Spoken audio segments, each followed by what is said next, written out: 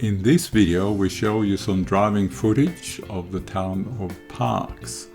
The weather wasn't the best, occasional showers, but I think we managed to grab some footage. The town of Parkes dates back to the 1850s, originally called Kurrajong and later Bushmans. However, in August 1873, Henry Parkes visited the town, and a few months later the town was renamed Parkes in his honor.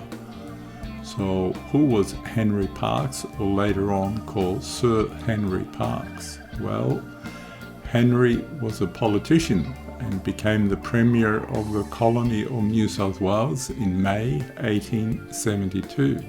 He served as the Premier of the colony of New South Wales for 4 more periods, thus becoming the longest serving Premier of the colony of New South Wales. I say colony because New South Wales was a separate colony to all the other colonies. Each colony at the time was like a different country with borders, and it was so strict that the railway gauges didn't match widths between borders. So when the train traveled from one colony to the next, the passengers had to disembark on the border and board another train on the other side. So no common standards across all the colonies. Henry Parkes worked towards all the colonies in Australia becoming a federation, and is thus often called the father of federation, which finally took place back in 1901.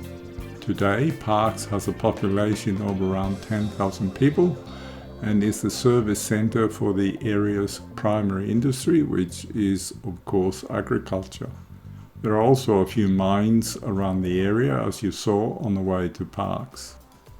Parkes is also well known for the Elvis Festival, which is held every year in early January over a period of 5 days. It begins in Sydney when a train leaves for Parkes with many hundreds of Elvis impersonators, all dressed up and ready to belt out a Presley tune at the drop of a hat.